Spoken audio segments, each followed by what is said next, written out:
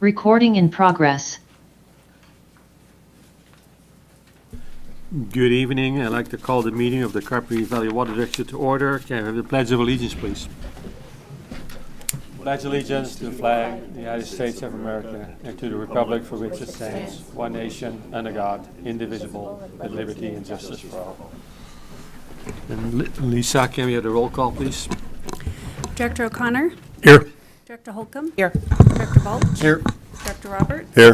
Director Van Wingerden? Yes. 5 present. Item number 3, the agenda confirmation. Kelly, any changes? No changes. I just wanted to note that I will be giving a verbal report under the general manager item 11. Okay, thank you. Then we got the public forum. Any person may address the board of directors on any matter within its jurisdiction which is not on the agenda. And we have 2 customers that would like to speak. So Bob Franco, would you like to step up? Oh, I think he changed his to the public hearing. The rates and the budget. Hang on.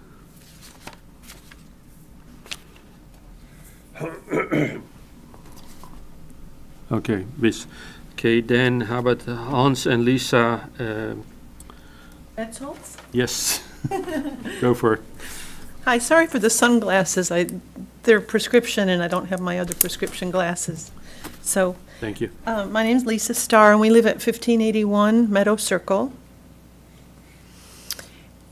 And a couple of things. We've got a couple of concerns and then a couple of questions for you.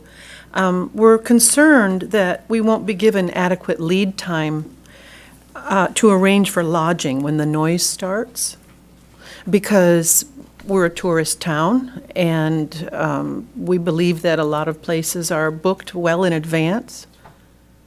And so we're hoping we're not going to be put in a crunch when that begins. The second thing is that we are hoping that you're aware that a hotel won't be the right thing to, compensate us for, because we'll need a kitchen and, something that's like our home. We can't be expected to stay in a hotel for, and the other question is, how long will this be? So if it's going to be a week, 2 weeks, 3 weeks, we don't know. We're really hoping that you couldn't expect us to stay in a hotel for that time, that we'd want something equivalent to our home that we could feel comfortable with and live there during the time that the noise is being made. And then the other thing that we're wondering is, we are aware that there is a certain footage from the place of the digging. There's kind of a range, right? There's a range of how many feet you'll be willing to compensate for accommodations, for relocating. And there are a lot of other things that are up for grabs in our thinking. It's okay, so if it's just, say, 75 feet, what if we live 76 feet and we can still hear it? What if the dog next door, who barks incessantly as it is, barks incessantly all night long because of the noise? And we're at 76 feet and your limit is 75 feet. What criteria will you be using to be empathetic and compassionate to see how, if it's not really a feasible thing for us to stay there during the digging and drilling?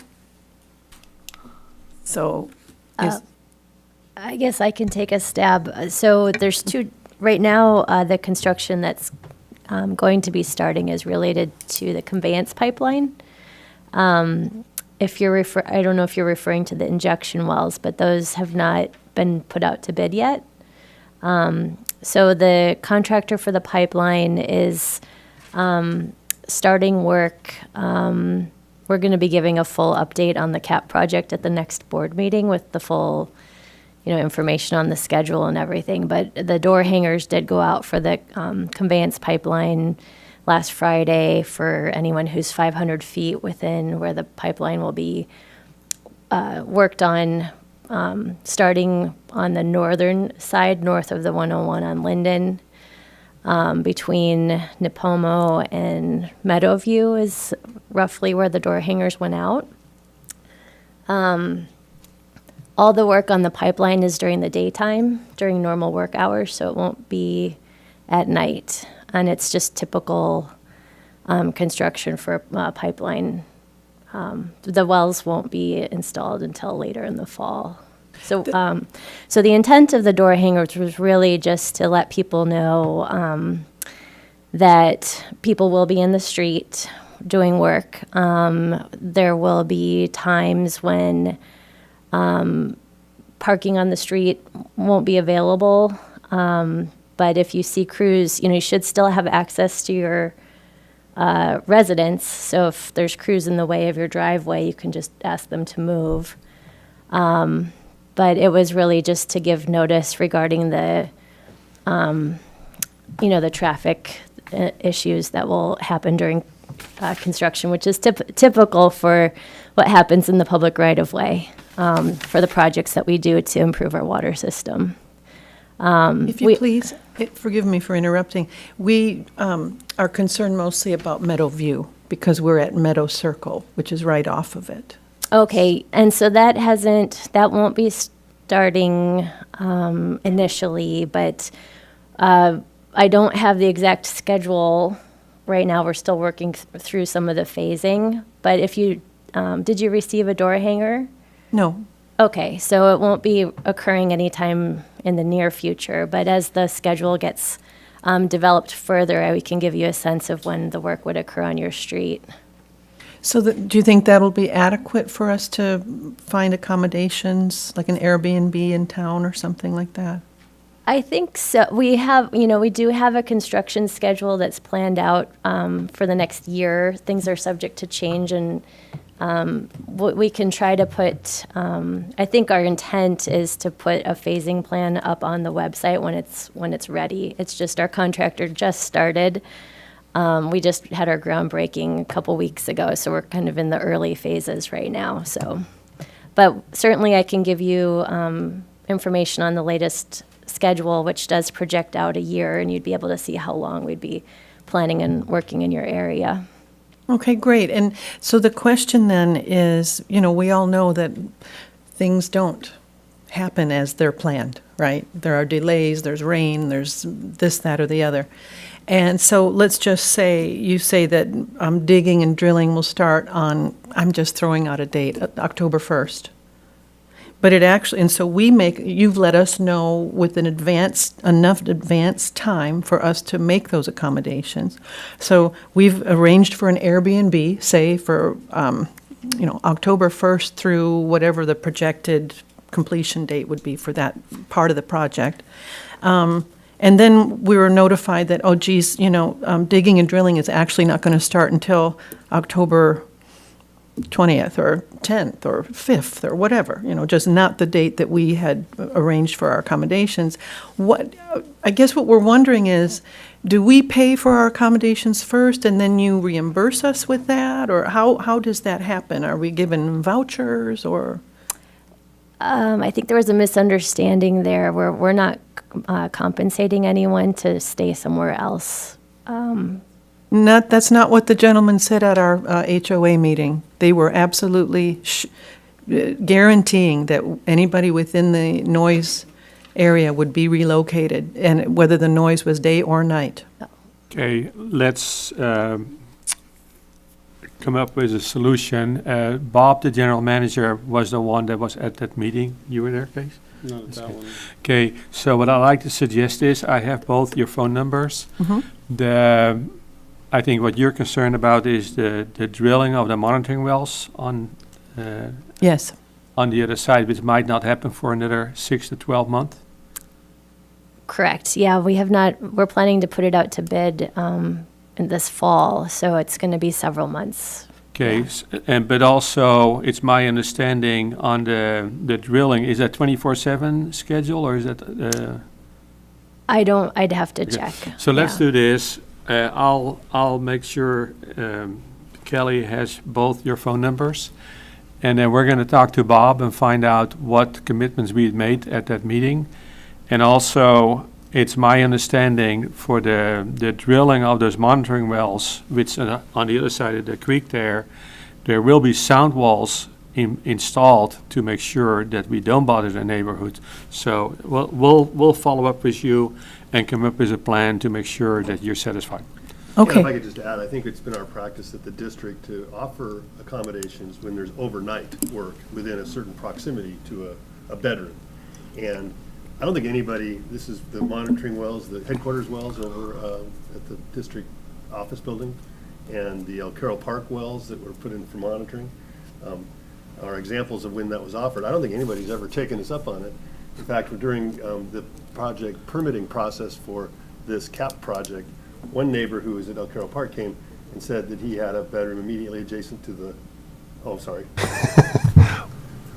Immediately adjacent to the drilling, and he testified, and he's a guy that is usually pretty alert, if I might say myself. But he said, "There's no big deal. I didn't have to move." So I hopefully they'll be more optimistic than you're painting the picture. But so far we haven't run into anybody who's actually wanted to take us up on it. And I think we offer a hotel room for accommodation. It's not necessarily anything that it's just a courtesy. But whatever, we can look into what our practice has been in the past and do the same thing, I suppose. Thanks, Okay. Matt. Yeah, so Kelly will follow up with you and come up with a solution, so. okay. But because they were really emphatic, many of us were concerned about the noise level, and they assured us that there would be accommodations given to us in the event that there is noise. So I hope this isn't like a bait and switch or anything like that, so. Well, and I will say, I'm new. I started with the district in January as the new general manager, so I was unfortunately not at those previous meetings. And we've been focused on the treatment plant and the pipeline so far. The wells are the next piece of the project, and so I'll certainly be looking into what was discussed and what was offered for the residents Okay. before we initiate that work. Great, and our HOA president and vice president have all those minutes to that meeting, so I'm sure they can quote whoever said what, if there's any question about that. Thank you so much. Thank you. Thanks a lot. And then we go to the consent agenda. It's for the water district. And then we got just item 5A, minutes of the meeting of the board held on May 27, 2026. If there's any questions or discussion, maybe we can have a motion, please. Motion to approve. We got a motion, a second. Any more discussion? Roll call, please.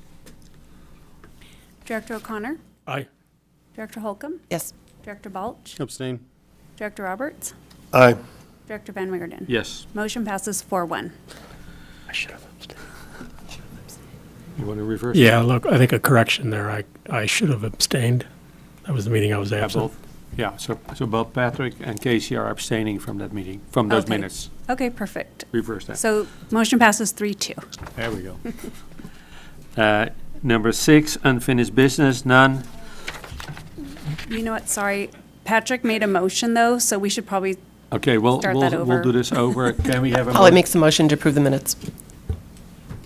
Did I second? I'll second. We got a motion, a second. Any more discussion? Roll call, please. okay. So Director O'Connor? Abstain. Director Holcomb? Yes. Director Balch? Abstain. Director Roberts? Aye. Director Van Wigerden? Yes, Okay, motion passes 3-2. thank you. Forgive me. Then we, in unfinished business, none. Item number 7, we're going to adjourn to the regular board meeting of the Carpinteria Groundwater Sustainability Agency. And I'd like to call that meeting to order. And item number 2, the agenda confirmation. Kelly, any changes? No changes. Thank you. Then we got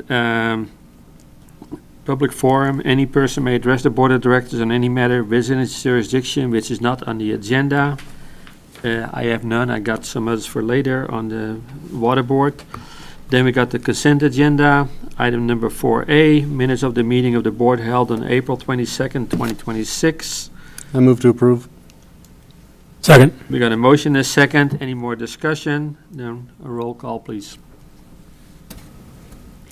Director O'Connor? Aye. Director Holcomb? Yes. Director Balch? Aye. Director Roberts? Aye. Director Van Wingerden? Yes. Motion passes 5-0. Then we got number 5, unfinished business, none. Item number 6, 6A, new business. Consider ratification of contract amendment with Michael Golantano, contract for water rates legal counsel for action. Kelly? Yes, thank you, directors. This is a contract with, it's actually there's a misspelling in the name. His name is Michael Colantuno, spelled Colantuono, who is our special counsel on water rates and fees. He's been with the district for many years. We had a 2021 contract. And there were no increases to his hourly rate since then. And so he's requesting an increase to his hourly rate proposed to be $435 per hour, which is increased over $355 per hour.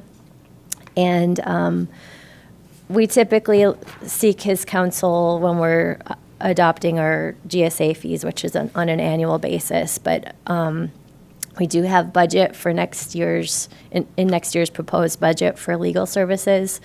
So this increase in hourly rate could be accommodated, assuming a similar level of support. So the Water District approved a contract with Michael Colantuno on May 13th. And that contract was covering both the Water District and the GSA. So this is a ratification by the GSA board of that contract. Okay. If there's any questions, can we have a motion, please? I move to ratify the contract amendment. Second. We got a motion and a second. Any more discussion? And roll call, please. Director O'Connor? Aye. Director Holcomb? Yes. Director Balch? Aye. Director Roberts? Aye. Director Van Wingerden? Yes. Motion passes 5-0. Then we got item number 6B, update well registration and metering policy implementation. For information, Kelly? Yes, so just a quick update on our well registration and metering policy. The overall goal is long-term sustainability required under the Sustainable Groundwater Management Act. We are improving water management, ensuring equitable cost distribution, and enhancing accuracy of our groundwater extraction data. And something that's unique about our GSA is we are implementing automated metering infrastructure. So we'll have real-time groundwater monitoring and reporting available. The board adopted the policy in August of 2025. It was later revised in March 11th, 2026. The deadline for well registration and flow meter registration was March 31st. And to allow more time, the board approved waiving penalties until after August 31st. We are telling property owners they should target having their meters installed as soon as possible and no later than July 31st. That allows us time to go out and install the endpoints and ensure everything's reading accurately. So to date, we have 170 wells. About 45% of them have submitted paperwork. Of that amount, 52 are complete. So it does take some time to work with our property owners on the type of information that's needed for the registration process. But we have, of those 170, 88 of them are active flow meters. 31 are abandoned and are exempt from the flow meter requirement. 32 are inactive. We've had a few where the wells are lost. We did a site visit and cannot find them. So this property owner signed an affidavit saying they are not pumping from the well and it can't be located. A few de minimis where the pumping is less than 2 acre feet. And then we have the CVWD and GSA wells. So So it's, a continuing process, lots of work happening, providing assistance in registering the wells. There was significant outreach in January through March. And then in May, we continued with our press release and had a day at the farmers market. In June, we're planning to do additional targeted direct mailers to the properties that have estimated pumping but have not started the process. There's about 160, we estimate, letters that would go out. Can I ask a question? Mm-hmm. How was the turnout on the March 12th and 26th registration assistance events? They were full. We originally only scheduled one on March 12th, and because of so much interest, we scheduled another one. Since then, we've just been having people come in and meet with staff, because we do really offer assistance at any time if people want to book an appointment to go over the forms. But we could hold another one. It's really the benefit of having an event is our advertising. We get the word out a little bit more. So I think Yeah, maybe it might be a draws good more thing. people in. I know a lot of people were interested in it, and it'd be good to do another one. Okay. Right, but also I think the ones that you had was where the pumper would make an appointment during that period, and I thought it was very effective. So yeah, maybe put the word out that you want to do another public workshop. But Sure. I thought the one-on-one was very, very effective, very helpful. So Yes, it really does take that one-on-one conversation to get, because everybody's situation is unique. So even if it's an all-day event, we'll have appointments with staff to make sure everyone gets the attention. Thank you. Okay, and then this issue was something that was sent to the board previously. There was a well that we didn't previously have a well completion report. This property owner prepared one and provided it to the GSA on April 26 with an evaluation of whether the well was pumping from the Carpinteria groundwater basin.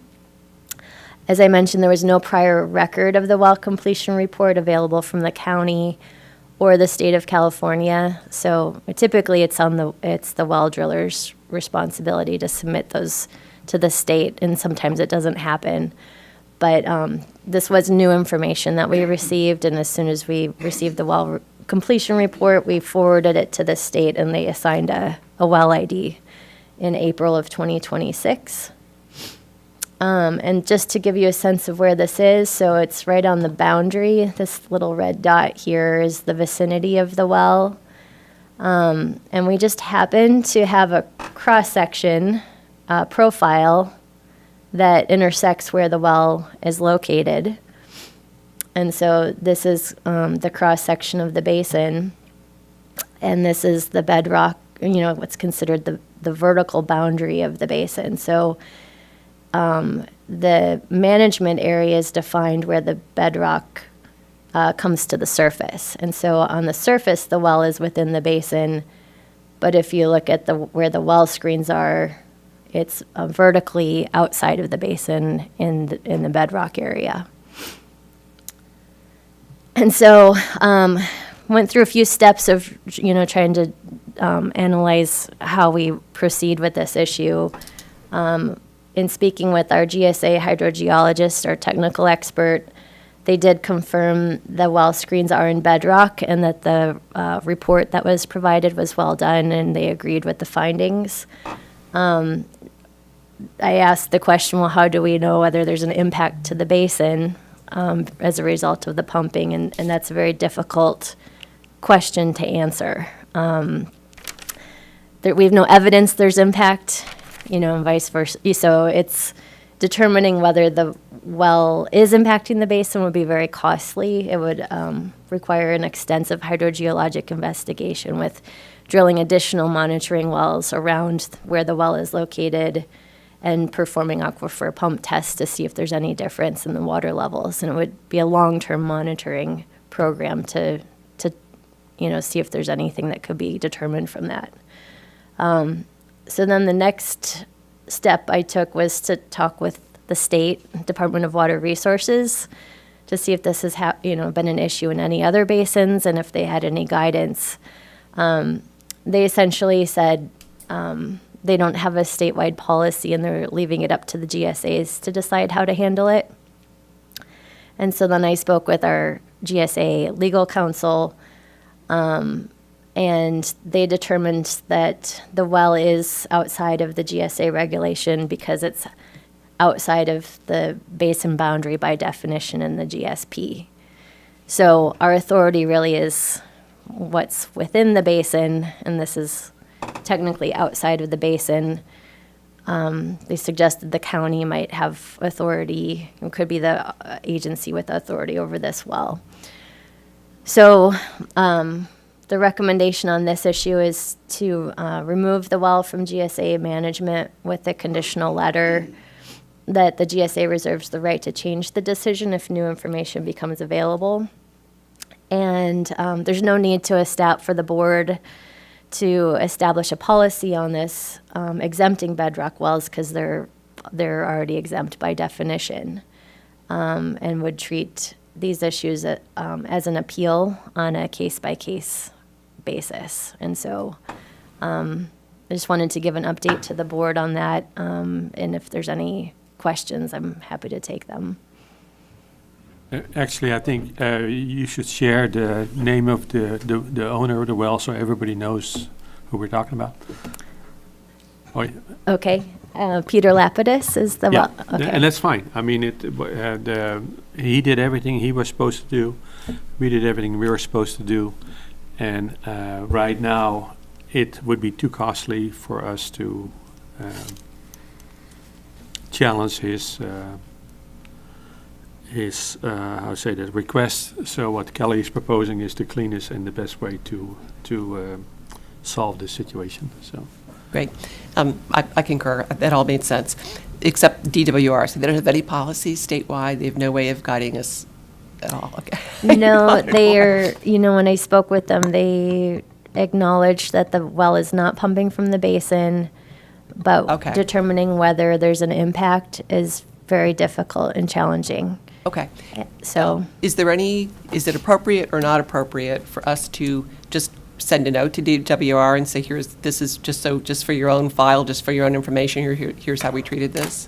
I don't know. That's possible, yeah, and some of this traces back to the definitions, right, for how in the regulation. So rather than regulating the wells in the management area, it was wells within the basin. And so when you define the basin based on the vertical extents, then that removes it from our authority, so.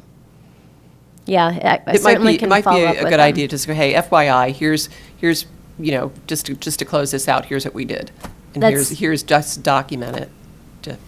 That's a good idea. I'll certainly follow up with them.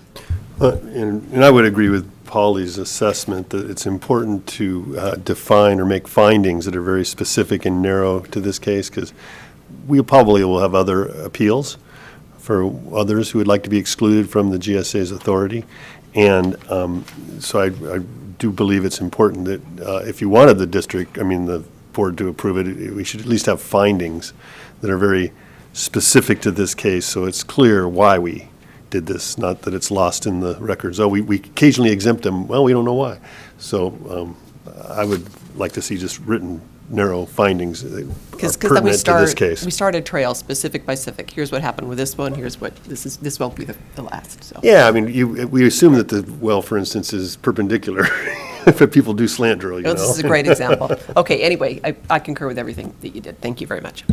Patrick? Yeah, I just have a thought. I certainly agree with the approach.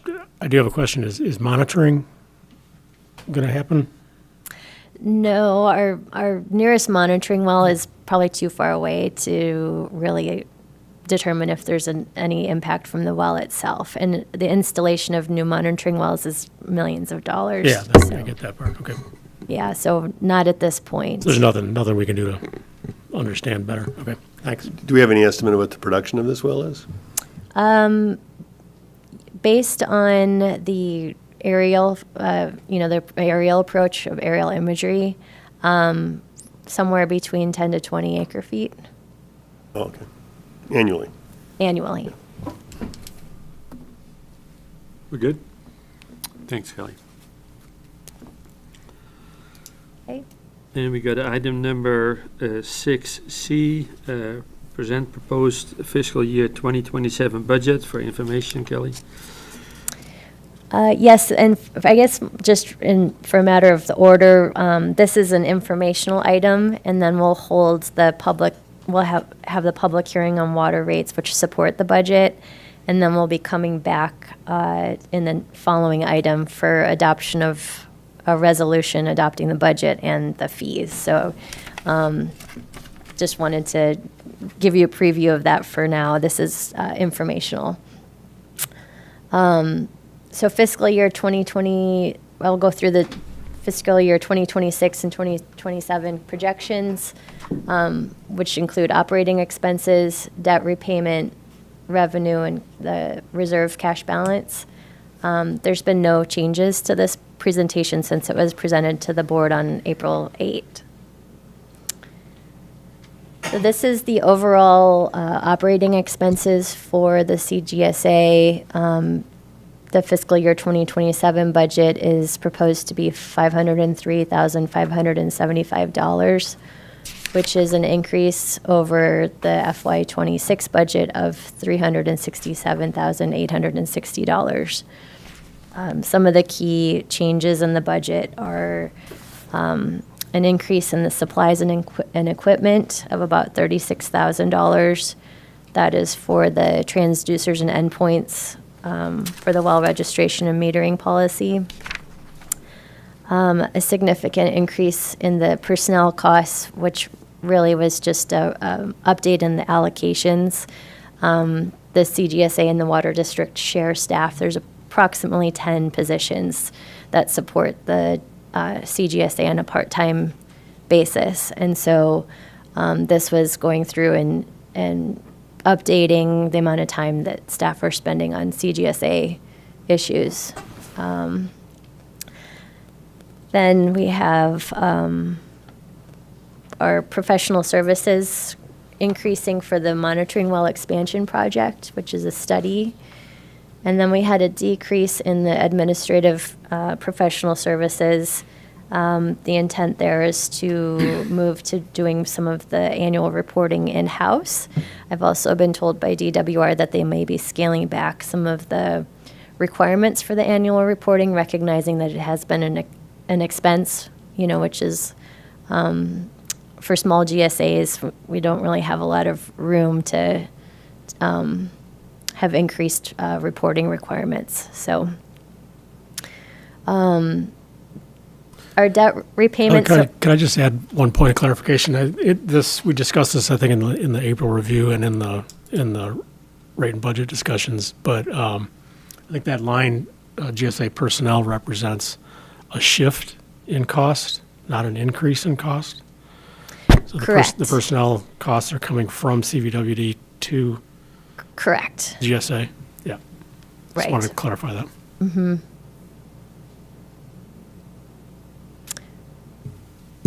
Yes, so the CGSA pays the water district essentially for the Right. staff time. Yeah. Which reduces the water district cost in turn, so.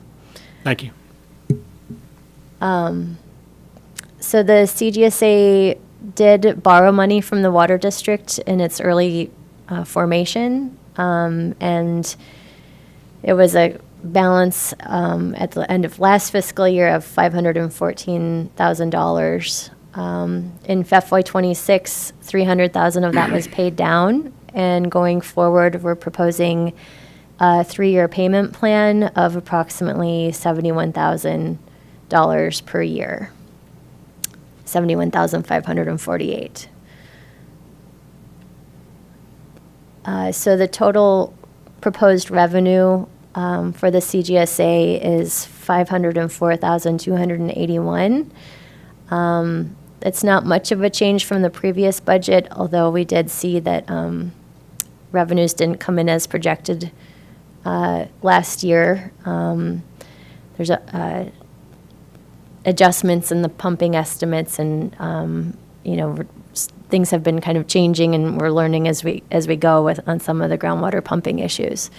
So this FY27 revenue is based on estimated pumping of about 4,200 acre feet. That was estimated to occur in fiscal year 2024. That was the most recent aerial imagery that was available. And so the revenue is based on a fee of $120 per acre foot. So the end of the current fiscal year cash balance is projected to be $339,323. And then at the end of next fiscal year, it's projected to be $268,481. So a decrease of $70,844.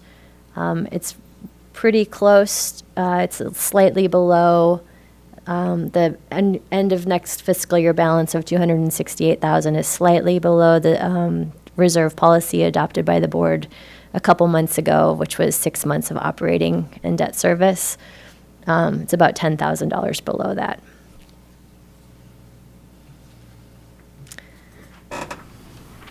So any questions? Good? I just a quick one. Go ahead. So on the revenue, Kelly, for this time, given that this is evolving and that we're learning, and that I'm not surprised that last year previously, the revenue went down from what we projected, because as things come in, then you have to modify like we've been seeing. So when we came up with the number for this time, did we kind of keep that in mind to go, wait a minute, okay, thanks. This year's projections are based on the same adjustments that had been made in previous years. Mm-hmm. Thank you. Thanks, Kelly. Then we move on to item number 6D, the public hearing regarding the GSA fee for the fiscal year 2027. So I'm going to open the public hearing hereby, and then I'd like to, Kelly will be making the staff report.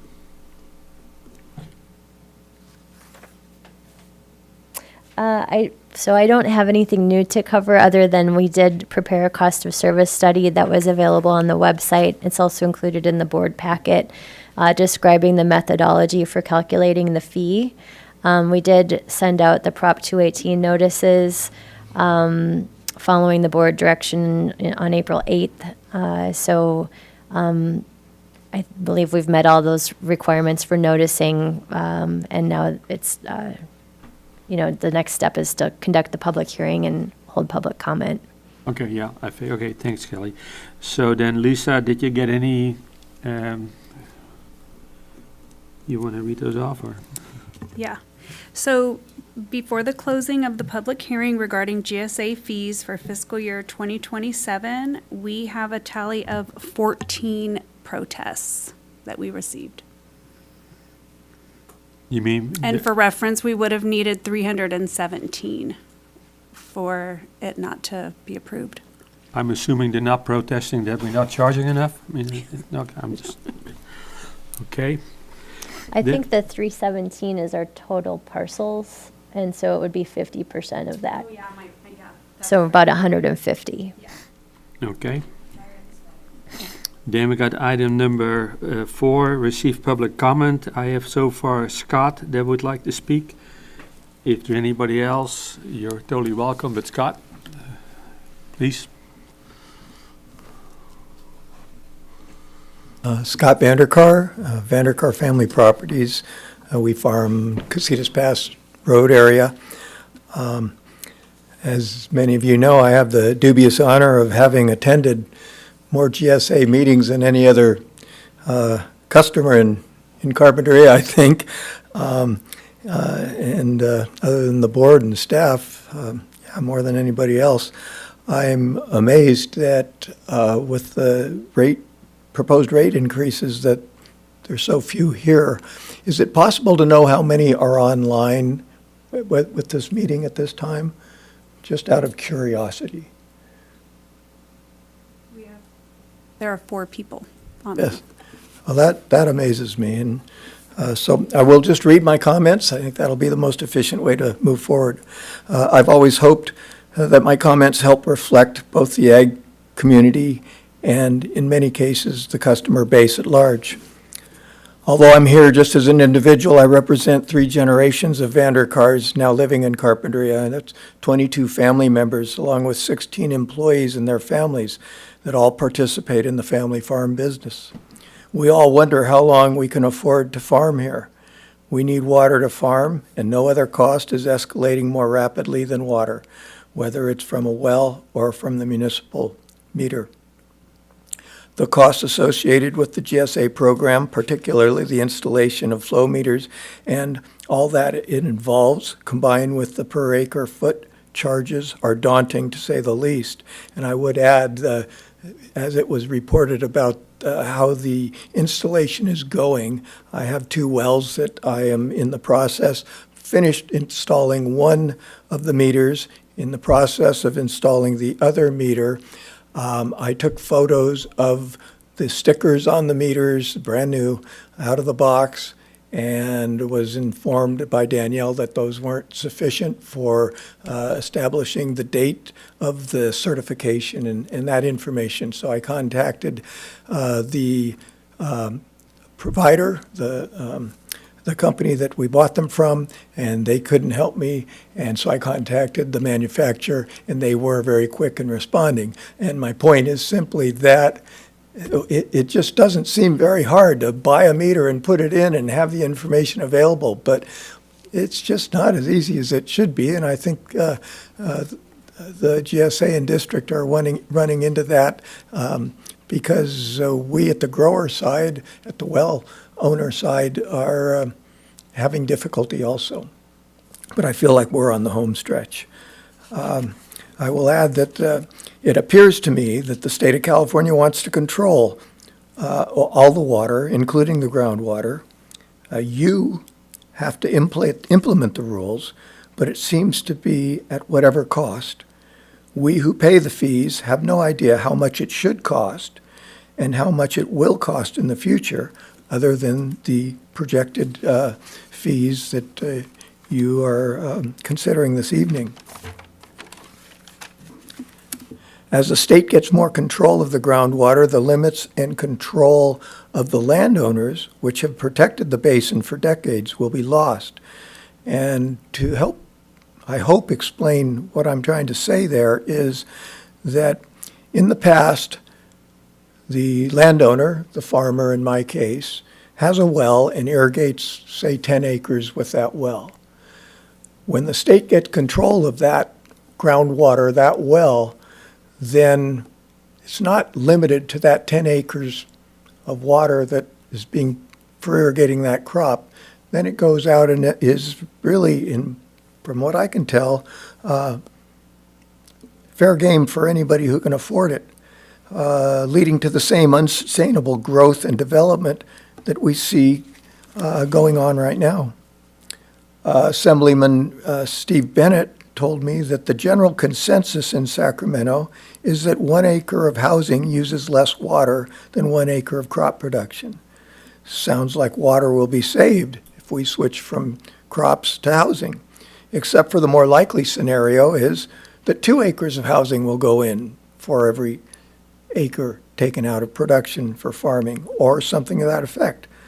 There will be no groundwater, there will be no cap, there will be no safety net to fall back on when the state has total control and the local folks, we here in this room and others, have lost control. I don't envy your position. I wish I had answers. I wish I had good suggestions, but I don't. As a board, you have to implement the mandates, no matter how illogical they are, and the local control and the well-being of the community seems to take a very distant back seat. Thank you. Thanks, Scott. Anybody else in the audience that wants to speak? Somebody wants to speak online? No, Bob Franco. He was on for the public comment Bob, you as want to well. speak on this one, or you want to speak on the water district, right? Yeah, he's got 9D, so I think we're good there. Yeah, that's all I have here. Thank you. They were good. Then I'm going to close the public hearing. Then I'd like to continue on with the discussion of the board members. Polly, anything else you want to? No, I don't really have anything else to add. I think I absolutely feel for Scott and appreciate his participation for years now, and always gives good input, as this has been a learning experience for all of us along the way. And even though, yes, we do have some state requirements to fulfill, we've always included the community as much as we possibly can. So this is where we are right now, and I support it. Thank you. Yeah, I would just add, and Scott, I agree with a lot of the central government things that come out of Sacramento aren't a good fit for Carpinteria. I don't think that Carpinteria groundwater pumpers have been bad actors. Unlike some parts of our agricultural state where certain things have happened, like subsidence and overdraw, and yet we fall under the same rules and regulations that the entire state does, no matter what our fit to those regulations is. And I hope that, that said, that the GSA will yield valuable results. I hope it'll generate more knowledge about the groundwater basin so that we can safely determine what is the appropriate amount of pumping. So I guess the silver lining in all this is that perhaps the net result of this agency will be that we will truly have a sense of how to protect the the groundwater basin in the future, so it's always there for us, so that it always can be a resource for agriculture and for domestic and municipal production. And I think this is one thing that the GSA has done, is it brought the farmers in the water district together in some ways that has never been done before. And I think that's a very healthy thing to have that communication going. So that's my comments. Patrick? As a relative newcomer, one of the early questions I asked was, what was the mission of the GSA? And I think the GSA is doing what it was intended to do. But the only thing I would caution is I think costs are going to continue to go up. Everything that we need to do to manage the risk doesn't come free. So this is the beginning of a long slog to protect the water basin, and I think we need to stay the course. Casey?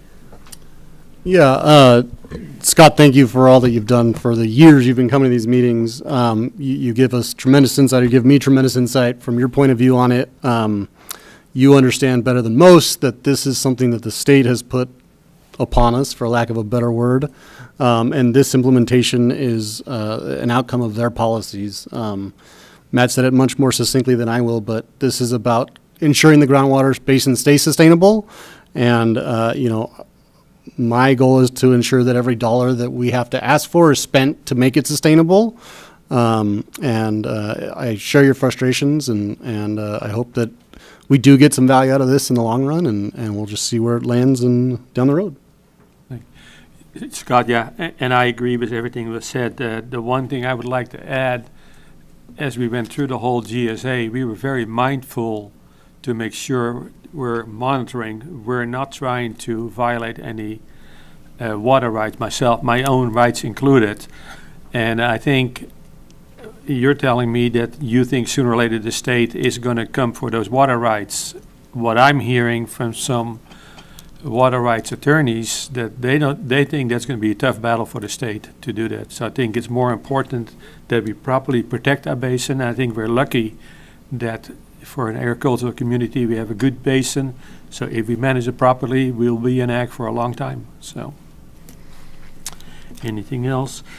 Then I'd like to close the hearing and then move on to, the hearing is closed. We move on to item number E, consider resolution number 043, adopting fiscal year 2027 budget for action. Kelly? Yes, I didn't have, the resolution is in your packet, and so staff is recommending the board adopt resolution number 043 for the fiscal year 27 budget. I'll move to adopt resolution 043. Polly seconds. We got a motion and a second. Any more discussion? A roll call, please, Lisa. Director O'Connor? Aye. Director Holcomb? Yes. Director Balch? Aye. Director Roberts? Aye. Director Van Wigerden? Yes. Motion passes 5-0. Then we got item number F, consider resolution number 044, adopting fees for fiscal year 2027, authorizing tax roll charges for action. Kelly? Yes, so again, the resolution is in your packet, and upon board direction and approval of the resolution, we will finalize the information for the tax roll, which is submitted to Ventura County and Santa Barbara County for the charges to be collected. I'll move for adoption of resolution 044. Second. We got a motion and a second. Any more discussion? Roll call, please, Lisa. Director O'Connor? Aye. Director Holcomb? Yes. Director Balch? Aye. Director Roberts? Aye. Director Van Wingerden? Yes. Motion passes 5-0. Then item number 7, executive director reports, none. Then this meeting is adjourned.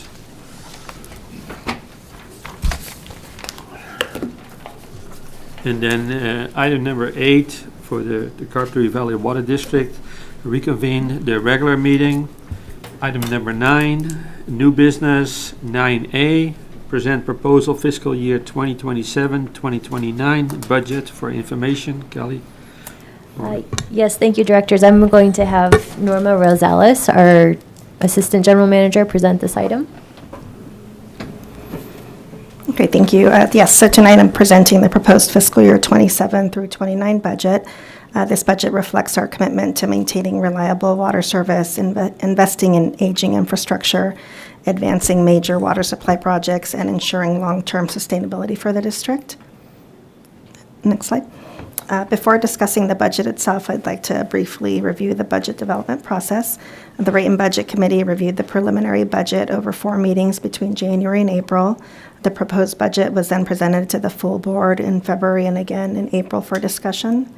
Staff incorporated feedback received during these meetings and refined projections for operating expenses, capital projects, debt service, and major initiatives.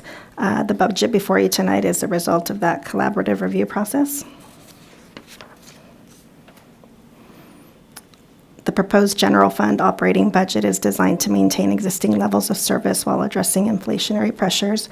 For fiscal year 27, total operating expenses are budgeted at approximately $11.95 million, representing a slight decrease of about 0.8% from the current fiscal year 26 budget. Several categories are decreasing, including personnel costs, professional services, and operations expenses. However, we continue to see increases in water treatment and state water project costs. Water treatment expenses increased by approximately 10%. This is related to the City of Santa Barbara's Cater water treatment plant. The city's budget includes an 18% increase in total operations. Specific line items such as salaries are increasing 13.5%, insurance increasing 26%, and overhead increasing 14%. State water expenses increased by approximately 40% due to rising CCWA and DWR variable charges, as well as lower rate management credits. Looking ahead, operating expenses increase approximately 12.4 million in fiscal year 28 and remain relatively flat in fiscal year 29. Next slide. The CAP project remains under construction during fiscal years 27 and 28. As a result, no operations and maintenance expenses are projected during those years. Beginning in fiscal year 29, we anticipate approximately 2.16 million in annual operating expenses as the facility becomes operational. These expenses represent the cost of operating a new local drought-resistant water supply that will significantly strengthen the district's long-term water reliability. Next slide. So in addition to operating expenses, the budget includes ongoing investment in our infrastructure through PAYGO capital projects. Total rate-funded capital projects are budgeted at approximately 1.17 million in fiscal year 27, 1.23 million in fiscal year 28, and approximately 1.41 million in fiscal year 29. These investments focus on maintaining existing infrastructure, improving reliability, meeting regulatory compliance, and reducing long-term maintenance costs. Projects are prioritized based on asset condition, operational risk, public health considerations, and available funding. Next slide. This slide highlights the major PAYGO capital projects planned during the 3-year budget period. In fiscal year 27, projects include a new valve maintenance truck, Gobernador Reservoir roof and gutter replacement, Ortega Reservoir repairs and dive inspection, regulator station communication upgrades, on-site chlorination generation systems, and continued infrastructure replacement and maintenance programs. Fiscal year 28 projects include pipeline inspections, PLC and controls upgrades at El Caro Well, anode replacement, and continued infrastructure investment. And fiscal year 29 includes major projects such as the headquarters well rehabilitation and Carpinteria Reservoir aeration projects.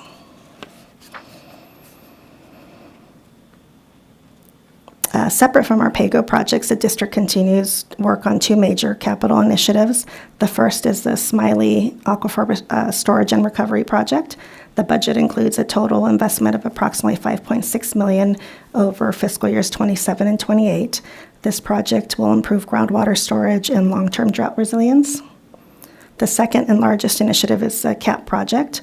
The budget includes approximately $75.3 million in project expenditures over the 3-year period, with approximately $33.8 million in fiscal year 27, $31.6 million in fiscal year 28, and just under $10 million in fiscal year 29. Funding for these projects comes from a combination of grants, low-interest loans, reserves, and dedicated rate revenues. Next slide. Total debt service is projected at approximately $5.17 million in fiscal year 27, $5.82 million in fiscal year 28, and $5.94 million in fiscal year 29. The fiscal year 28 increase is primarily driven by scheduled principal payments on the 2020A and 2020C bonds, along with increased state revolving fund interest costs associated with the Cater Reservoir Resiliency Project. In fiscal year 29, the district begins repayment of principal on the Cater Reservoir State Revolving Fund loan. Next slide. Okay, this slide shows the district's projected reserve balances over the 3-year budget period. Reserves are expected to end at approximately $17 million in fiscal year 27 and stabilizing at about $15.9 million through fiscal year 29. Additional discussion regarding reserve levels, revenue requirements, and long-term financial sustainability will be included as part of the financial plan included in the water rates presentation by Ralph Tellis next in tonight's agenda. So in summary, the proposed fiscal year 27 through 29 budget maintains existing service levels, continues investment in critical infrastructure, advances major water supply reliability projects, including CAP and Smiley Well, meets all debt obligations, and preserves long-term financial sustainability for the district. So this concludes my presentation for tonight.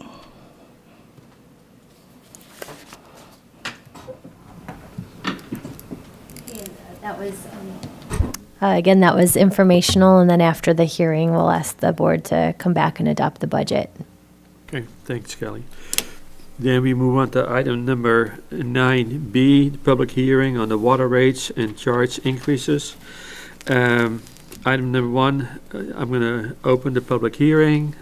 Then we're going to receive staff report and recommendations from Kelly and also Kevin Koschik from Ref Tallis. Is he online or? He's right here. Oh, Yes, sorry. All right. Wow, it's just like you're here. Even better. Real life. Yeah, Go ahead, Kevin. Thank you. go ahead. Thank you. Good evening, directors. Kevin Kostick from Ralph Tellis. This is our capstone on the project tonight. We can go to the next slide.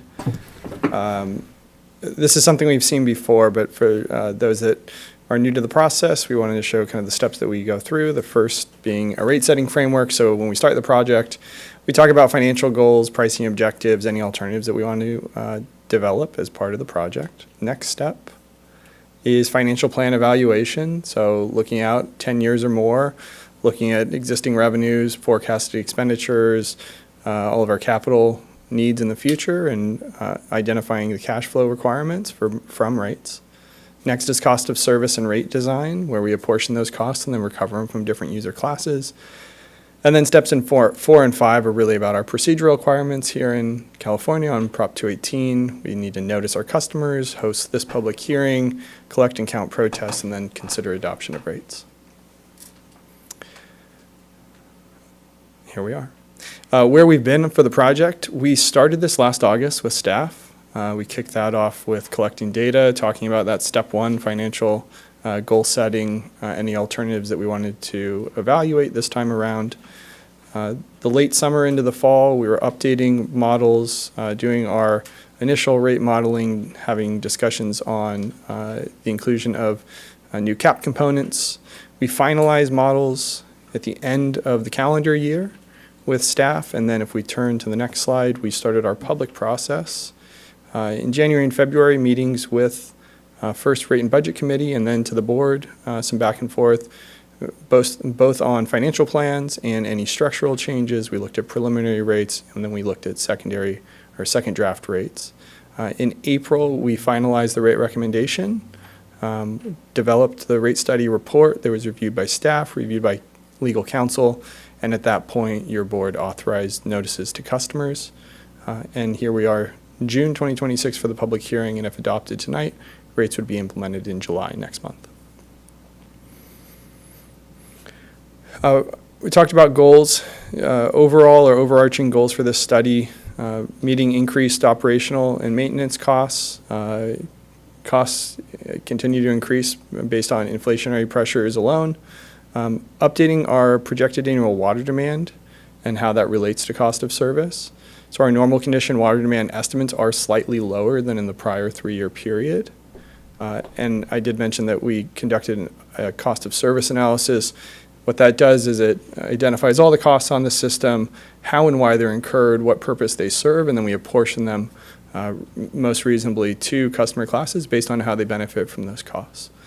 The last is including CAP, the CAP project, into the financial picture and the rate structure itself, considering both the operating costs in the future and the capital costs underway.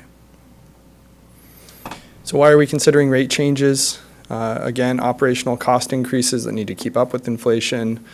Some of the R&R, repair and replacement program that Norma alluded to in the budget presentation, ensuring water reliability, i.e. the CAP project, preparing for emergencies, and complying with additional regulations. Key capital improvement projects, so the CAP project first and foremost, the capital portion of which would be charged on property tax bills based on meter size, the operating costs recovered through the water use rates, as you'll see later on. That project, again, funded by a $50 million SRF loan, which is a interest rate, I think, roughly half that of market rates, and 38% of the project total covered by grants. A couple other key projects would be the Smiley Well Aquifer Storage and Recovery Project, which itself has a federal grant, and then the Carpinteria Casitas Intertie Project, which Casitas Municipal is funding the design and construction of. So the financial picture, again, the proposal is for a 3-year adoption window, but we want to look out over a 10-year horizon so that we see everything beyond year 3 that's on the horizon. Overall revenue increases, this is across all customers, across all rates, that's required is 7.5% in this first fiscal year in 27, 7.5% in the following fiscal year 28, and 6.5% in the third year. That allows us to stay near our board reserve policy on cash reserves.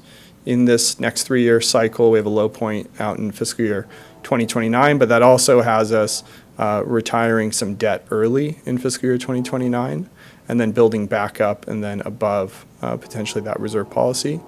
The other thing that we need to ensure is that we're meeting the bond covenants or the debt covenants for the SRF loan. So we need to generate net revenues of a certain magnitude to be able to service the debt on the loan, and this outlook does just that. Next.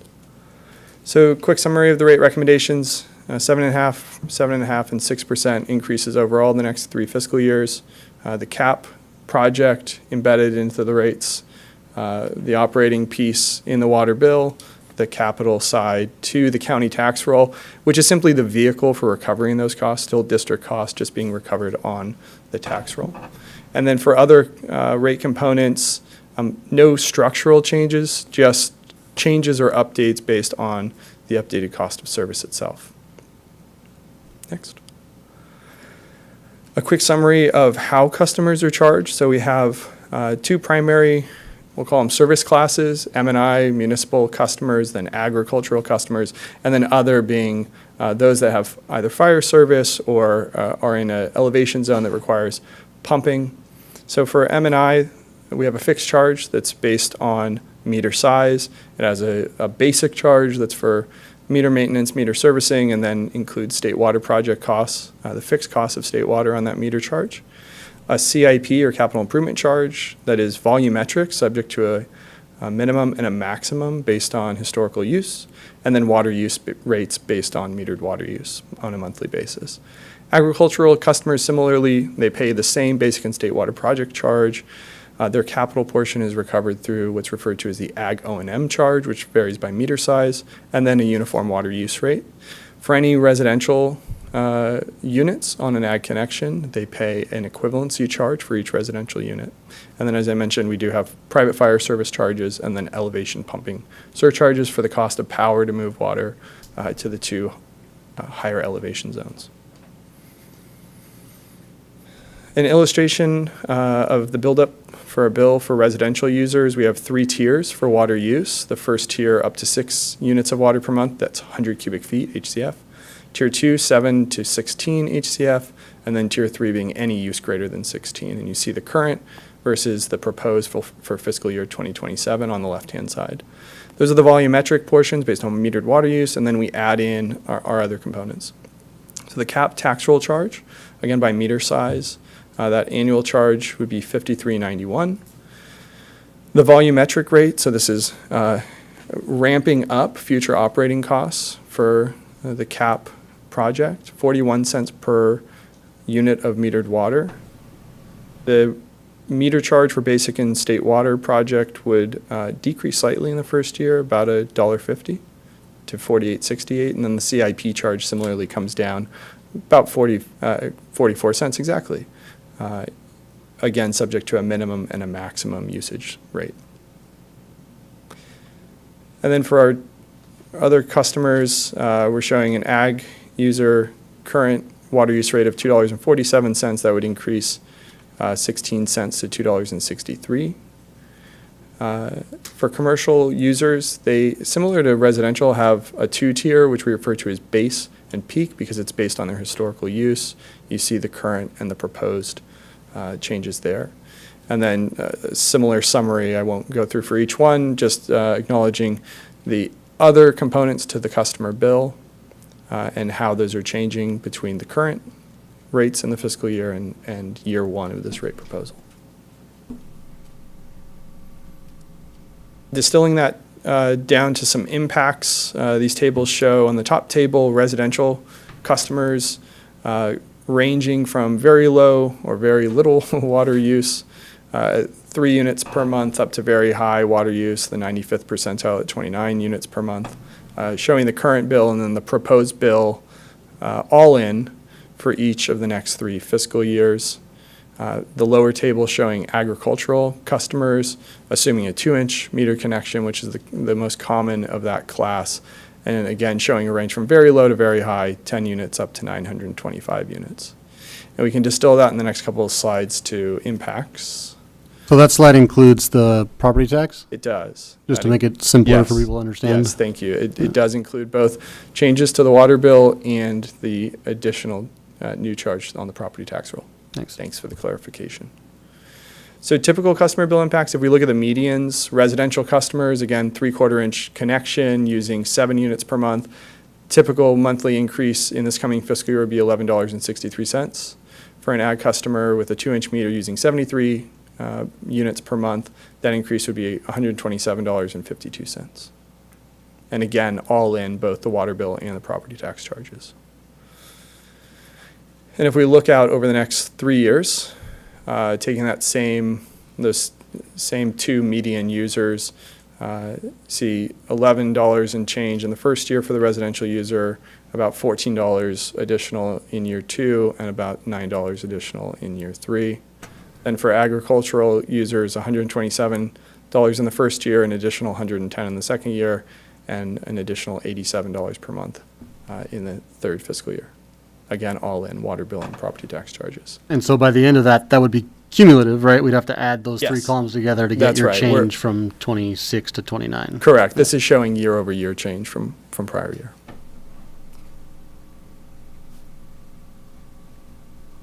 The rates are obviously subject to Prop 218, and both the protests and our new written objection procedures as of July 1, 2025. Protest is simply any statement from a customer that says, I oppose the rates. It's used to determine if we have a majority, 50% plus one. They must be submitted in paper, and they can come in up to the close of this public hearing. As of yesterday, the district had received 21 written protests. Written objections, as I mentioned, is a new procedure. It's referred to as the exhaustion of administrative remedies. It was just implemented in January of last year.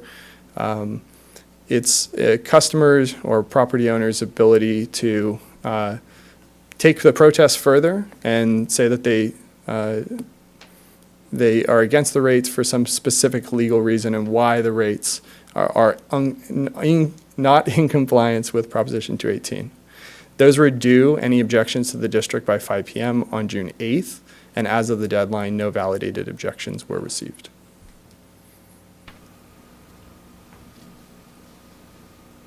So we'll leave you with the staff recommendation that's in the staff report. Recommendation 1, receive public comment and conduct the public hearing on the water rates. And number 2, absent a majority protest, the recommendation would be to adopt the resolution approving the 3-year rates and charges. Thank you. Okay, don't go away. I won't. Then we got item number 3, receive report of written communications. Lisa? So, Okay, so before the closing of this public hearing on water rates and charges increase for fiscal year 27 to 29, we have received a total of 22 protests. Was 22? And just for information, I think we have about 6,600 parcels. So we would need 3,300 protests to reach the 50%. okay. Thank you. Then we move on to item number B4, receive public comment. I believe Bob was first. Bob, you want to speak?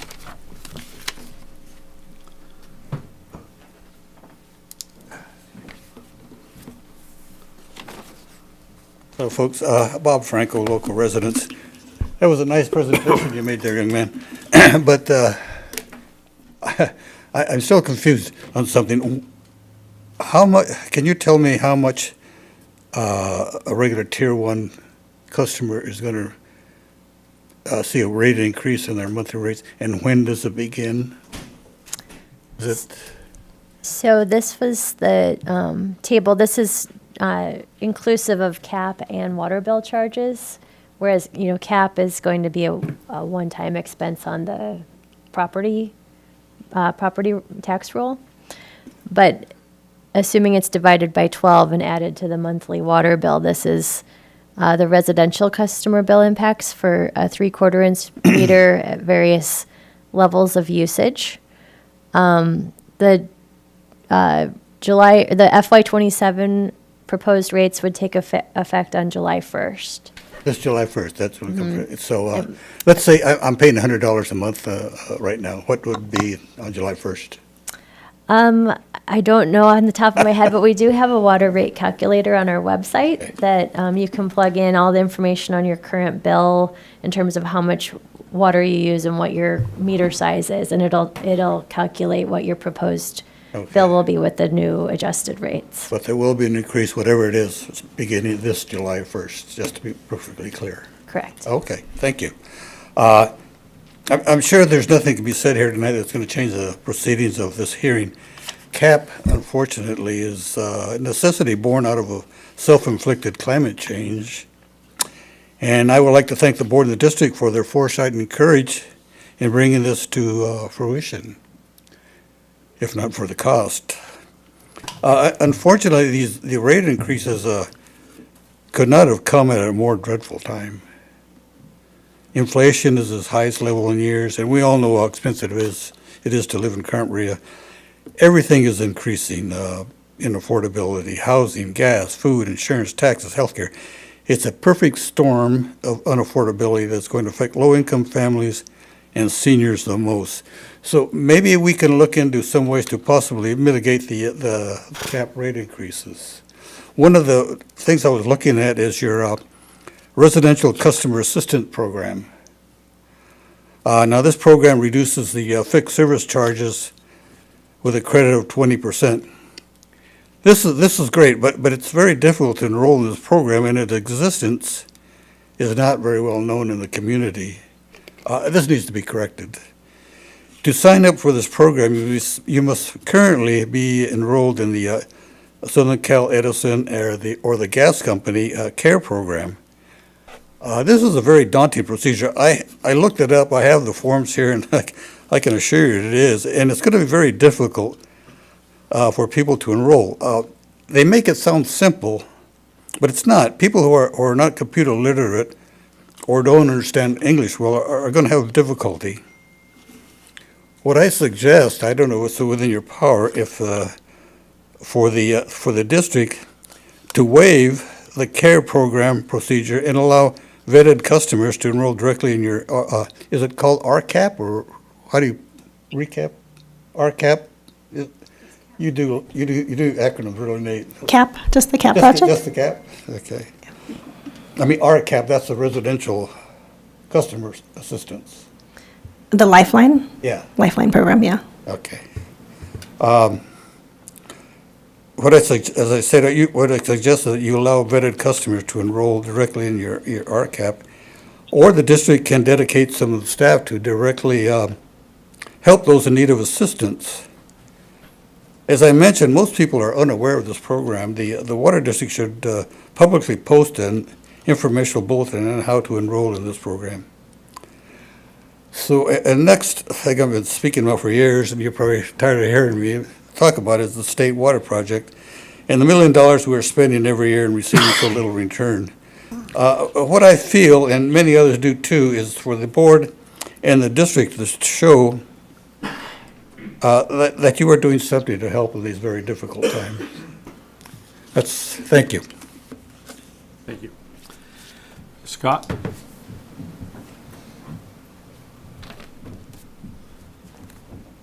Scott Vanderkar, Shepherd Mesa. Those capital expenditures are just amazing. I mean, we're talking tens of millions of dollars. A few years ago, we just couldn't believe that we'd be talking in those numbers. I did file protests. I was reminded by the previous presentation that one of the things that I question, and I do understand with the proposed meter size rates, my comment in the protest was that it unfairly charges customers based on meter size and potential flow rates rather than actual usage.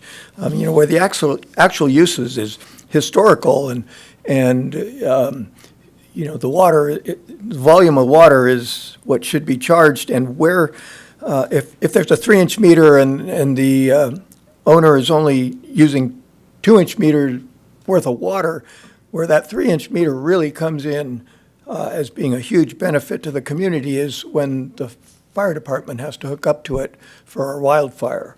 Then we get 3 inches of flow out of that.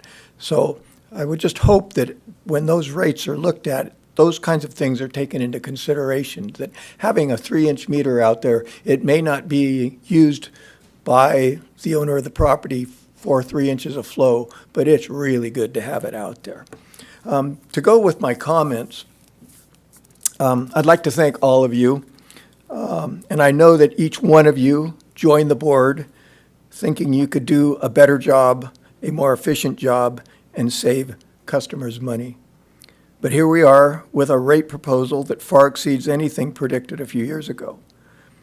The problem and the reality seems to be that you can't say no to these things.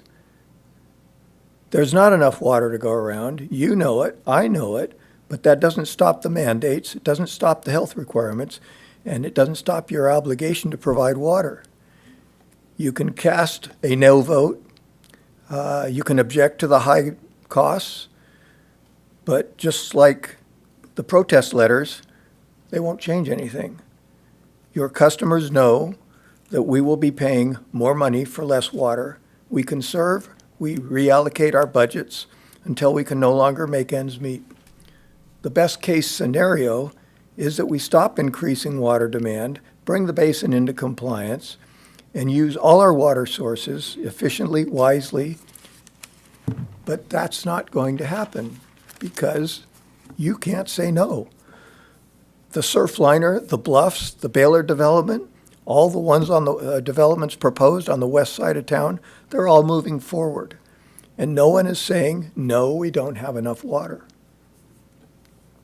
I wish I had some ideas and solutions for you, but I can only say we'll tighten our belts, hope for rain and good produce markets, and ride it out as long as we can. Thank you. Thanks, Scott. Any more, Lisa, that, so there's nobody online that wants to talk? Okay. Then I'm going to close the public hearing. Then I'd like to check with the board members, Polly. I forgot, I had a question on the presentation. Kevin or Kelly or, anybody. I know that we were told about the new written obligation, on top of the normal written protest. But Kevin, so is it still, what happens if one person sends it in?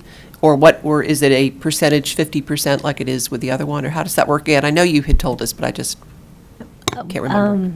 So we also have our special counsel on water rates here, Michael Colantuno, online, I believe. Do you see him? So he can also answer that question, unless Kevin, you. Michael's here, Lena. Okay.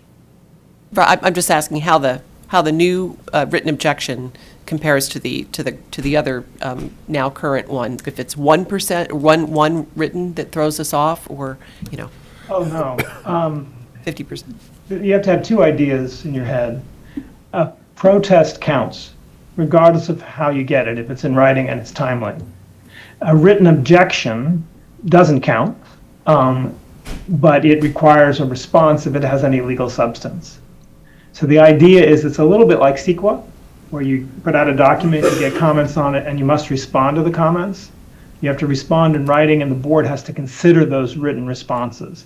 If we do that, then we can limit the people who are entitled to sue us over the rates to the people who filed the protest, the objection, the legal objection, and we can limit the issues they can raise in court to the ones they raised.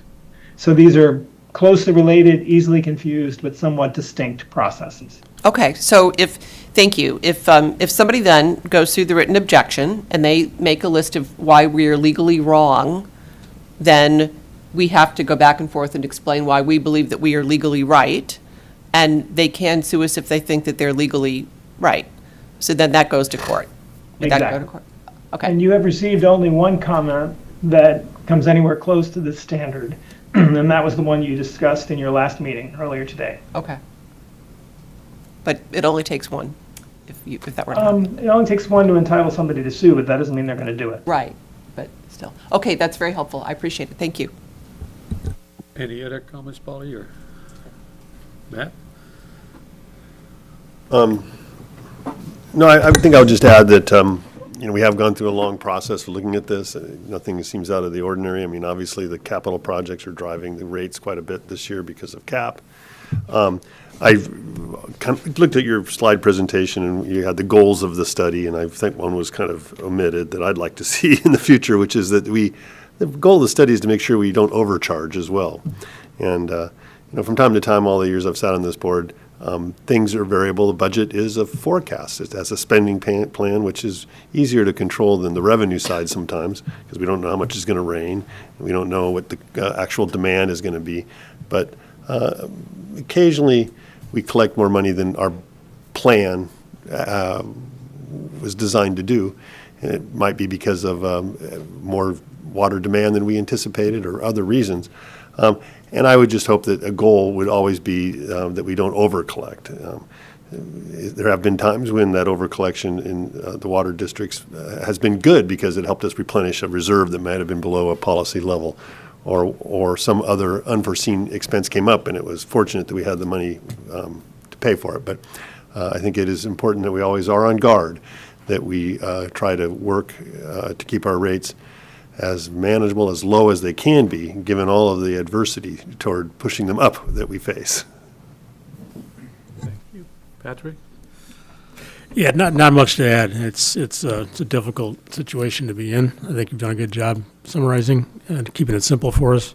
Definitely agree with what our board member Roberts had to say.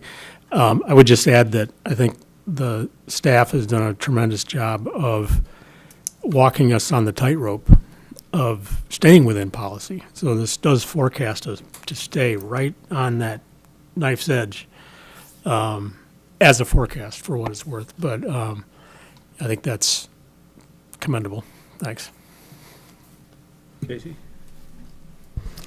Yeah, this, I mean, there's no doubt that we face numerous outside pressures and costs are increasing everywhere for everybody. And that's just something we have to face. And some of this is, you know, we're going to reap what we sow with plans and objectives. And that's part of this rate increase as well. I mean, I'm frustrated by the complexity of these rates.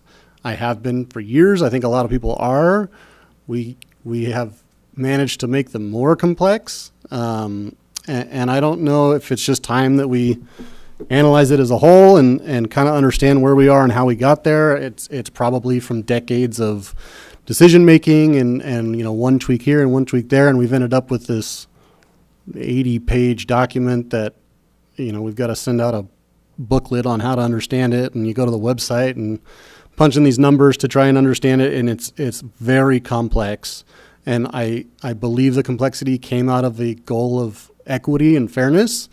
I think we lost that path a while ago, and continuing to stray from it is frustrating. You know, we've discussed the need to put cap or the desire to put cap on a separate bill. I still disagree with that. You know, I'm at a point now where I need to decide when do I stop approving rate increases that get more complex, and it's frustrating. I agree with the need to increase revenue to cover these expenses, but I disagree with the methodology to do so. Okay, actually, I got a question on that. So compared to, because you work all over California, I mean, on a scale from 1 to 10, how complicated is Carpinteria Valley Water District compared to some of our For your size, variable peers? for your size, you're a 9. You're a 9+. Yeah, As far as complication? absolutely. Yeah. So, but I agree with Casey. It'd be nice if you can look at these notices and understand what they're really saying. So, is it possible? Yes. It's not going to happen now, but let's say the next go around that we get down to a 1. I mean, I'm serious. I mean, it is. Yeah, there's no right or wrong or one way to design rates. We like to say the best rate structure is the one that is right for your community. That's, you know, cost-based, cost-justified. But there's no reason that a future board or in the next rate cycle you couldn't consider those changes that kind of get you to a similar place in fairness between service classes and user classes, but simplify the rate structure to some degree. Thank you. That works. And I'm just going to add, because I'm probably partially to blame for the rates as they are presented. And I won't agree that they're necessarily complex, because they're going to be complex, whether they're up on your bill or the underlying numbers behind them. There's a complexity that's always going to be there. By putting it on the bill, people understand when they voted for state water what it's now costing them. When you put cap on the bill, people understand what that action is costing. That's more transparent than just saying, hey, here's a rate in no detail. So I disagree, Casey, that and you kind of get on a soapbox and say this every meeting, and that's okay, but there's good logic and good perspective provided by these rates that are full of detail and disclosure. I do not call that complexity. It happens to be a lot of numbers, but that's what rates are built on. So anyway. And if I could just add, some of it is simply illustration. So sometimes we can take some complexity out just simply by how we illustrate the numbers. For example, your fixed charge, it could just simply be the fixed charge. We don't have to call out the basic component and the state water component, and people have to say, well, what's one? They can go and find that if they choose to go deeper, but just have one number there and not have to show the buildup. So there are small changes that can be made. Okay. Actually, I'd like to make a comment. Scott, this is for you as some of the other customers. I've been on the board, I think, for about 6 years now. I know who's counting. But I've seen a shift from where we started with the input from the public on where this board and the district management is going. And it seems to me that, groundwater is our cheapest source. So the more groundwater we use, the lower our bills will be. Okay, that said, that it also means we need to evaluate what we're going to do with state water, possibly even consumer water, if there's cheaper sources available. And then again, groundwater will always be the cheapest. So that's really the direction I see this board is taking. But part of it is from the public giving your input that, we're looking for the best possible solution. And I think also we all learned, even Patrick, he wasn't on the board, but he was living in Carpinteria. During the drought, state and consumer did cut us off. So we're looking for lower cost but more reliable water sources, and they could go together. Kelly and me had some discussions there too. But going forward, if we can lower the cost of our water, it's going to lower the cost of our bills.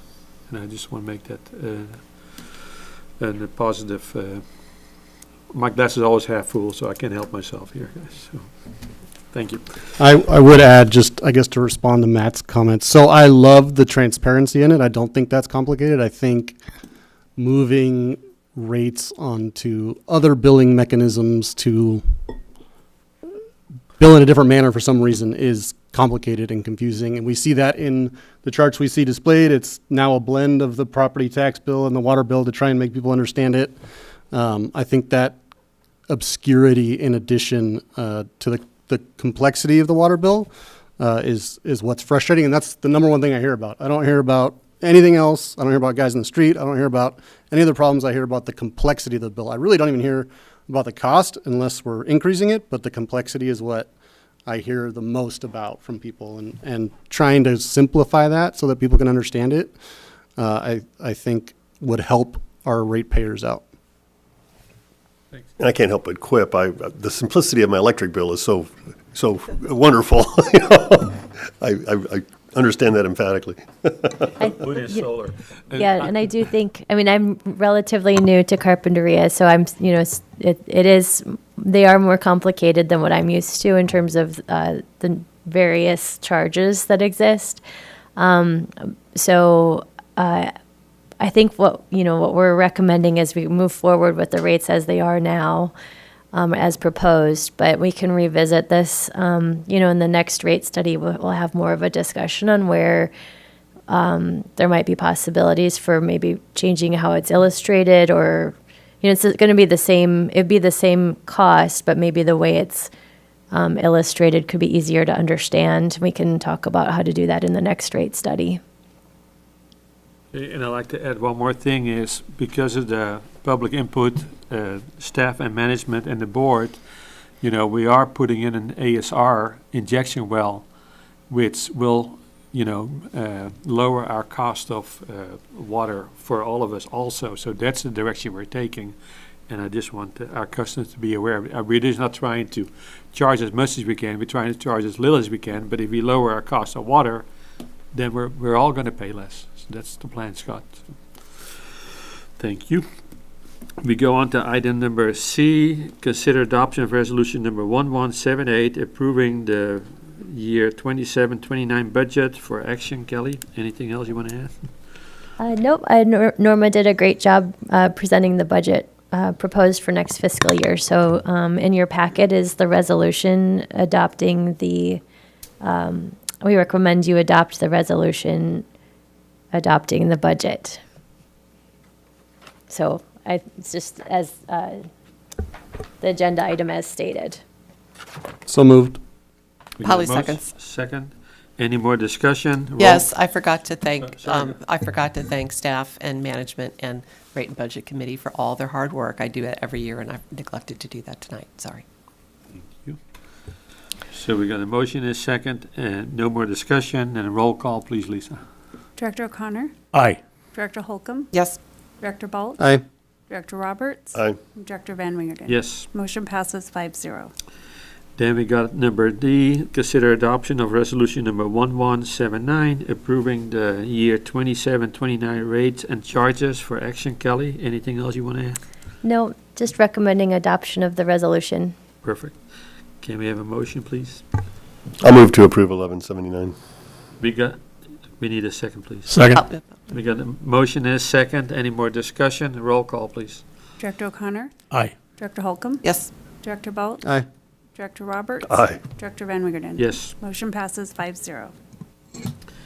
Then we got item number 9E, consider adoption of resolution number 1180, declaring the district's intent to collect the Carpinteria Advanced Purification Project cap annual charge on the Santa Barbara County property tax roll, schedule a public hearing for July 22nd, 2026, and authorize mailing the notice of public hearing, notice for public hearing for action. Kelly?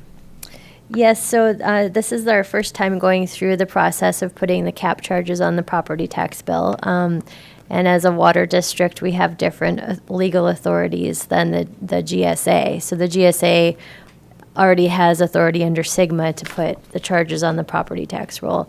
For the water district, we are operating under the Health and Safety Code. And so there's different procedural requirements in order to implement the charges on the tax roll. So this is a resolution declaring the district's intent to put the charges on the tax roll. We will need to present a list of all the parcels that will have the tax assessment along with the amount. This process lags a little bit. The final parcel list is available from the county at the end of June, and then we have until early August to submit the information. So we're proposing that the board adopt the resolution to initiate this process, schedule a public hearing for July 22nd. We would mail out the notice that's included in the packet. It essentially says that you already adopted the water rates. There's no change. The amounts that will be assessed have been approved. This is regarding the method of collection. And so then we would hold the public hearing and submit the tax roll information by the end of July. Any questions on that? Yeah, I've got a couple of questions, if I could. And forgive me for bringing this up at the late stage, but I think in the for consideration language right up front, it talks about the cap annual charge. Should that be capital charges? Be a reference to the capital we element? can clarify that. Yes, I think the notice might have more specifics on that. If it doesn't, we will make sure.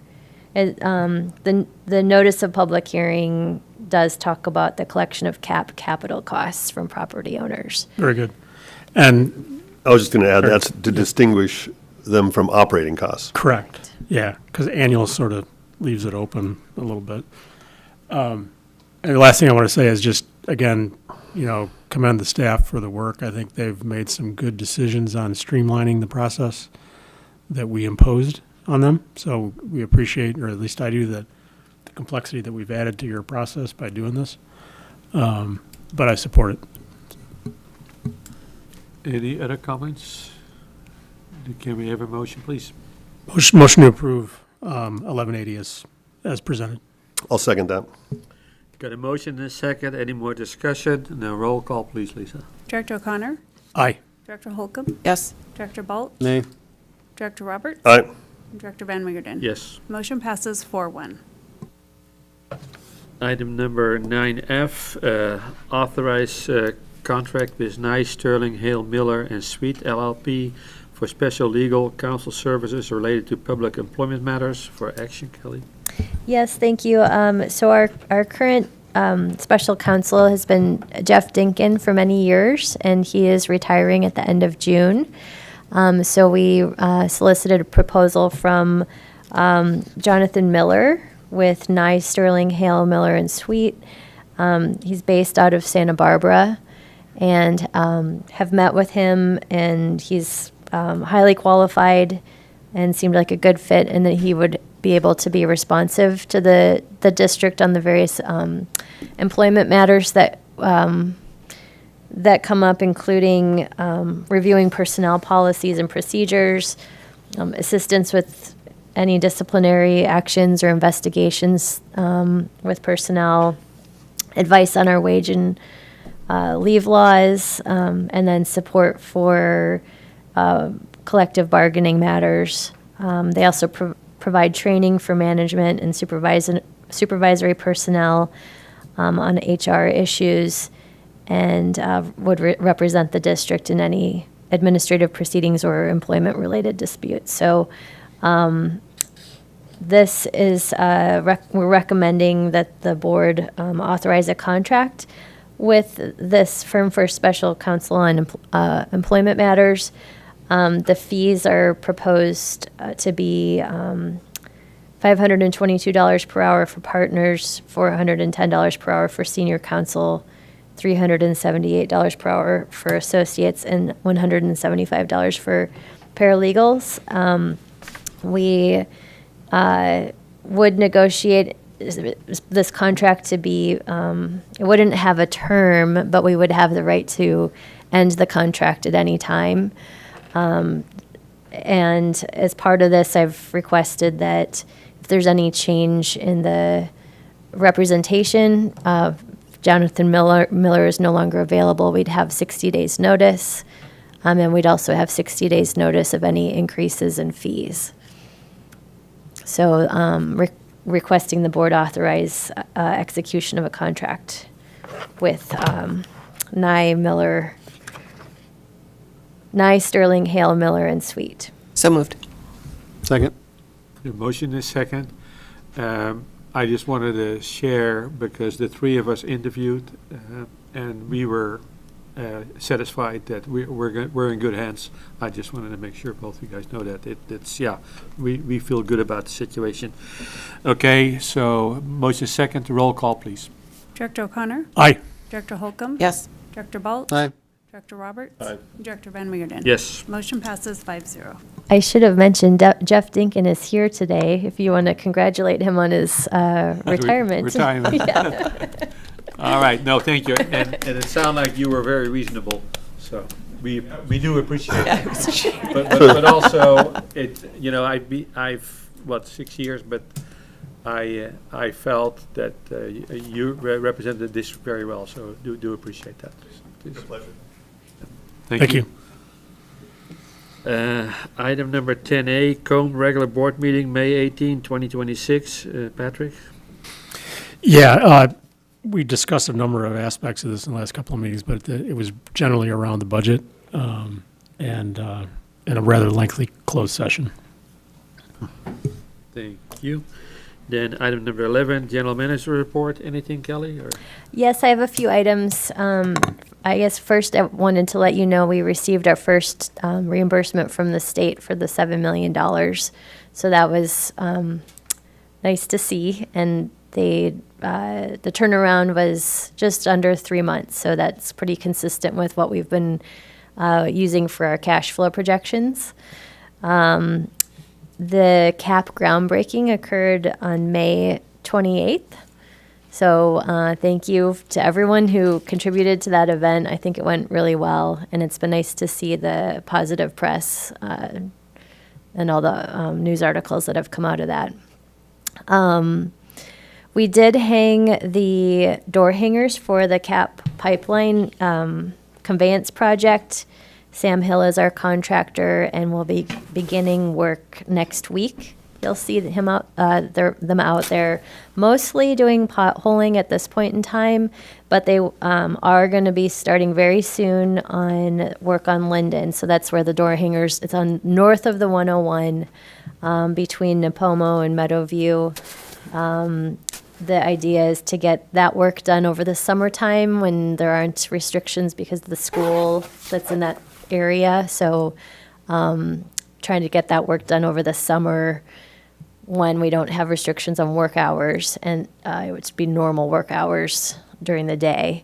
And then move over in the fall to Olive, 6th and Olive, near the treatment plant, the sanitary district, and start working their way up from there. So that's assuming they have one crew available. If they have two crews available, they might start on 6th and Olive sooner. But we are required, one of the city's requirements was to do these door hangers for anyone who's within 500 feet of the pipeline project, 10 days in advance, and then also 2 days in advance of work. And it's a little bit of a moving target because we're going to be, it's not in one distinct location. So we'll be hanging door hangers as we go.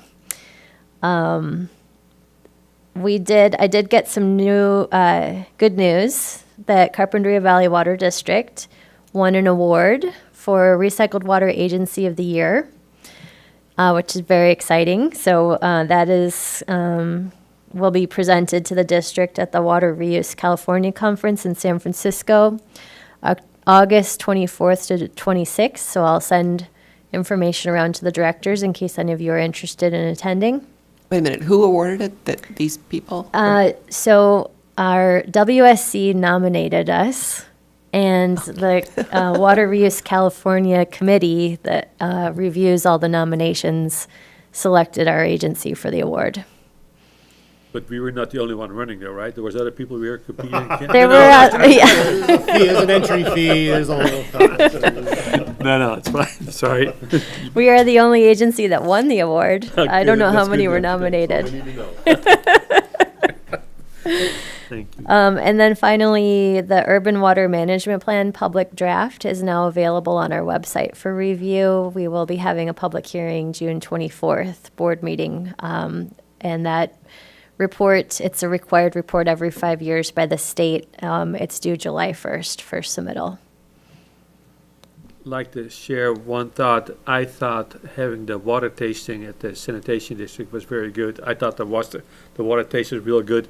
Maybe we should do this in the next couple of months at a farmer's market or whatever to get people, give them a level of confidence that actually the sanitation water tastes better than the drinking water they're getting right now. I think it would be, to me, it would be a positive message, that's all. So think about that. So it is, make sure the cups are crystal clear so people. That leads me to a question, is that regulatorily possible? Oh, you're right. I mean, it's not considered potable water, even though it meets all standards for potable water. I don't know the answer to that question. I am aware that there are various agencies that have similar projects that do offer public tours and tastings. So we'd have to check. Maybe it's, as long as your cup is, I don't know if it's, I'll have to look into that.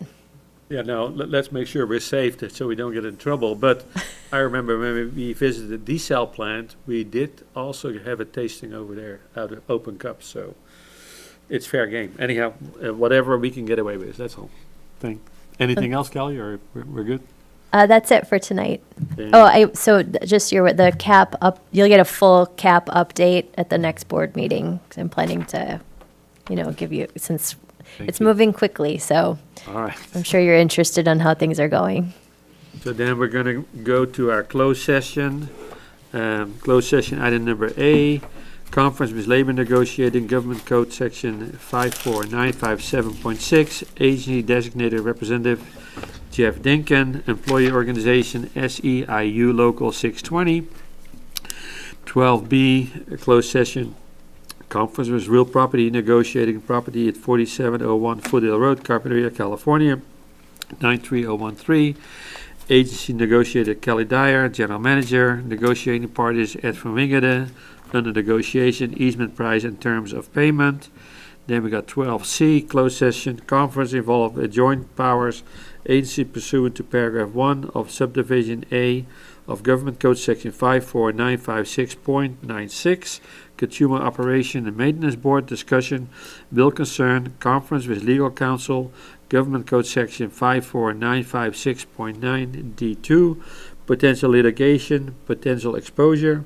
Name of local agency representative on Joint Powers Agency JPA Board is Patrick O'Connor.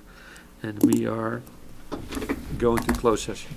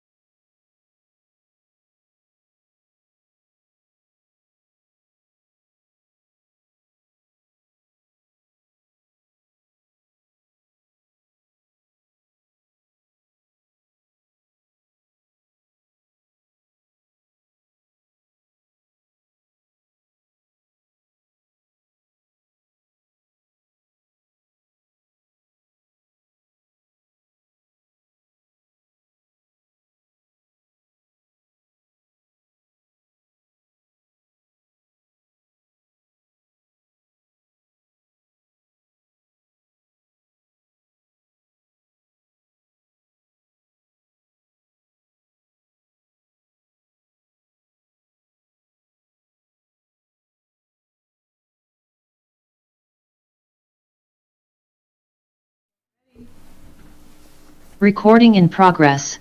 We're back in open session. Then on item 12A, no reportable action. Item 12B, no reportable action. And item 12C, no reportable action. 12B has that reportable action. Yeah, but I'm not privy to that. Yeah, 12B will be reported out. General counsel will report it out. Okay, very good. Yeah. So Now 12B has a vote of 4-1 with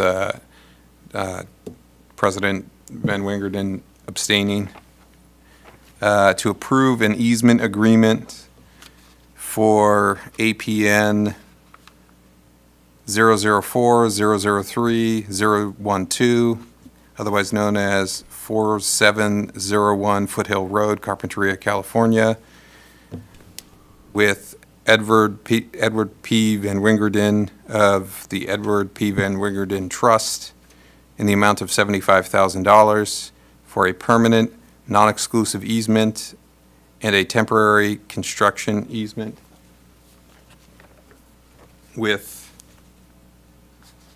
the, upon verification of proper title in the Edward P. Van Wingerden, trustee of the Edward P. Van Wingerden Trust. Just one correction, that the price is $75,700. Oh. And that's inclusive of the permanent easement as well as a temporary construction easement for a 12-month period. Thank you. I think that's it. Okay, cool. So that's for item 12B. And then we move on to item 14. Consider dates and items for the agenda for Carpinteria Valley Water District Board meeting of June 24, 2026 at 5:30 p.m. Carpinteria City Hall, 5775 Carpinteria Avenue, Carpinteria, California. And we are adjourned. Thank you, guys.